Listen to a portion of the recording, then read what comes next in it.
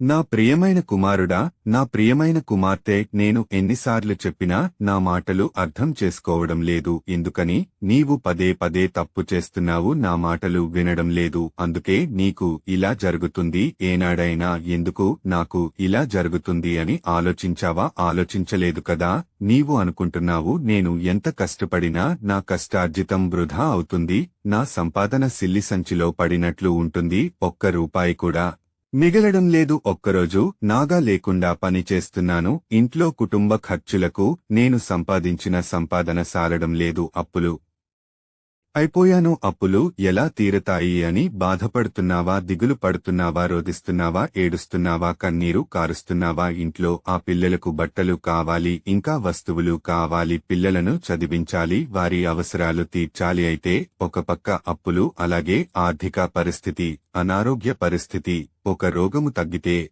మరొక రోగం వస్తుంది. అలాగే నేను పనిలోనికి వెళ్లతేనే కాని ఇంట్లో కుండెక్కదు, కూటికి లోటు. పిల్లలు అది కావాలి, ఇది కావాలి అని, తినడానికి ఏమీ లేదు అని అమ్మ నాన్న, నాకు అది పట్టికరా, నాకు ఇది పట్టికరా, తినాలని ఉంది అని పిల్లలు చెబుతున్నారు. అయినా నా చేతిలో సిల్లిగవ్వ లేకపోవడం వల్ల ఏమీ తేలేకపోతున్నాను. పిల్లల కోరికలు నెరవేర్చలేకపోతున్నాను. ఇదంతా నాకేనా? నా కుటుంబాన్ని కేనా? నేను, నా కుటుంబము అనుదినము ప్రార్థన చేసుకుంటాము, కాని బ్రతకలేము, ఉండలేము. ఉదయమున లేవగానే ప్రార్థన చేసుకుంటాము, అలాగే ఏది తిననా త్రాగినను ప్రార్థన చేసుకోకుండగా తినము. ప్రార్థన చేసుకోకుండా పవిత్రాత్మ తైలము నొసటిపైన సిలువ గుర్తు వేసుకోకుండగా ఇంటి నుండి నా భార్య కాని, నా పిల్లలు కాని, నేను కాని ఎక్కడికి వెళ్లము. ఉపవాస దినాల్లో కాని, ఆదివారం రోజు కాని ప్రార్థనకు పెందలకడనే వెళతాము. దేవుని మాట ధిక్కరించము, దేవుని మాట పెడచెవిని పెట్టము. ఇవన్నీ చేసిన నా జీవితంలో దేవుడు నా ప్రార్థన ఆలకిస్తున్నాడా లేదా? ఎందుకని ఇలా జరుగుతుంది అని బాధపడుతున్నావా? సింతిస్తున్నావా? రోధిస్తున్నావా? ఏడుస్తున్నావా? కన్నీరు కారుస్తున్నావా? బాధపడకు, సింతించకు, రోదించకు, ఏడవకు. నీ కన్నీరు ఆనంద భాష్పాలుగా మారుస్తాను. నేను ఇచ్చే అంతవరకు ఓపిక పట్టము. నాయందు